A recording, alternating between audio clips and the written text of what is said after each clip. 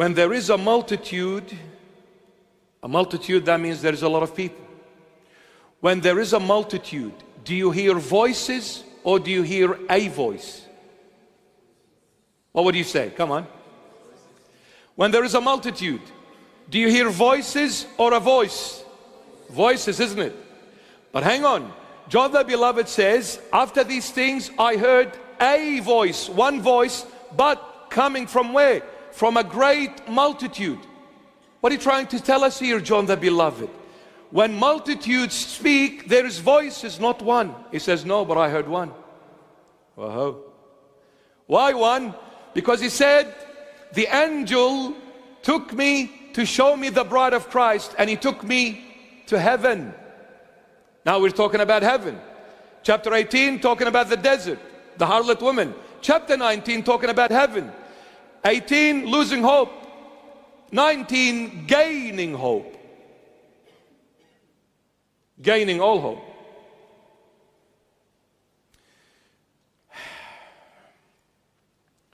But John says, I heard one voice coming from a multitude of people.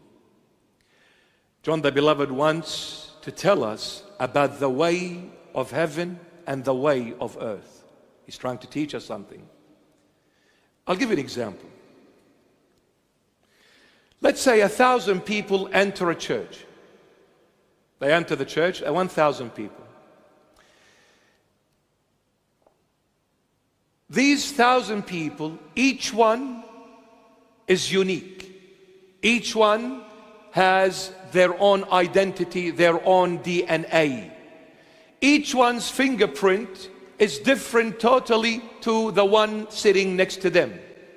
So, and each one has their own self, which is me, I am. So when 1,000 people enter the church and each one enters as me. How many people enter? 1,000. When they speak, how many voices we hear? 1,000. When they think, how many thoughts we can see? 1,000 thoughts, because each one is unique, individual, totally different, separated to the other. When every one out of this 1,000 people enter as me, how many me entered? 1,000 me. And each me is different to the other me. So when I speak differently to the other. So when all of us speak, there is 1,000 voices, there is 1,000 thoughts, there is 1,000 ways.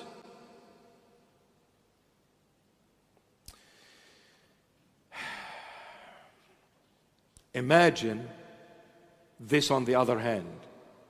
1,000 people enter the church and say, not me, but Christ.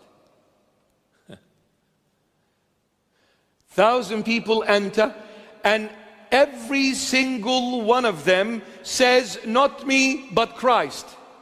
When they all talk, how many voices will you hear? One. How many thoughts? One. How many ways? One. When every one of them says, not me, but Christ.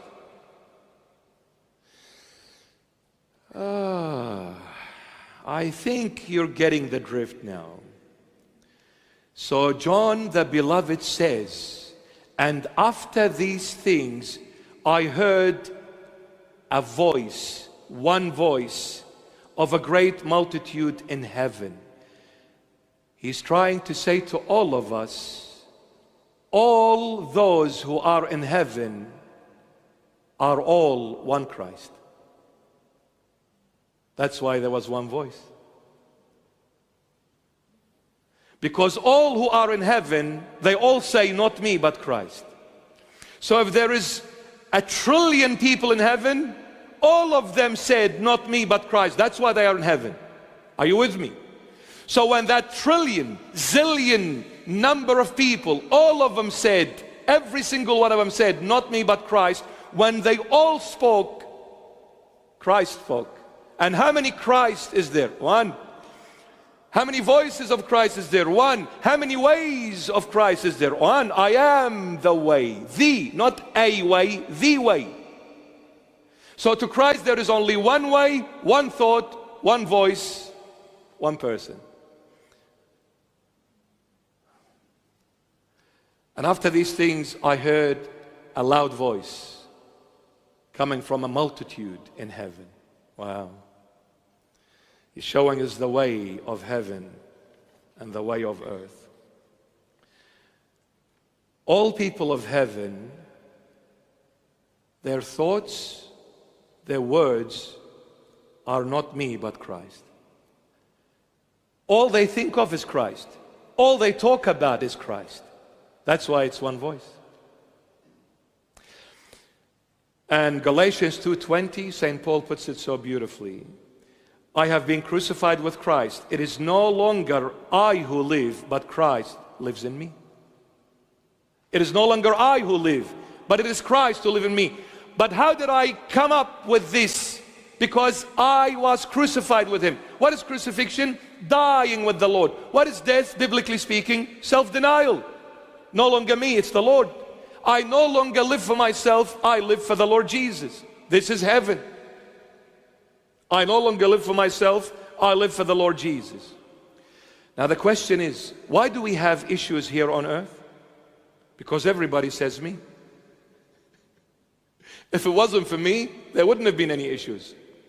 The mother comes to the daughter, let's go to church. I don't want. Me. I don't want. I don't care you're my mom, but I don't want. Because the daughter is living for herself, not for her mom. The son is living for himself, not for his dad. The brother is living for himself, not for his sister, and vice versa. The husband living for himself, not for his wife, and vice versa. That's why nothing happens on earth but problems. Anybody home? Why is the church in turmoil? The ultimate, I know there are other issues, but the ultimate issue is me. The church divided because of me, not because your theology is not like my theology. You know, just pack yourself and go home. The moment we fix me and your me, we'll have Christ as me. We won't have a problem. We won't have a problem. My goodness. We won't have a problem.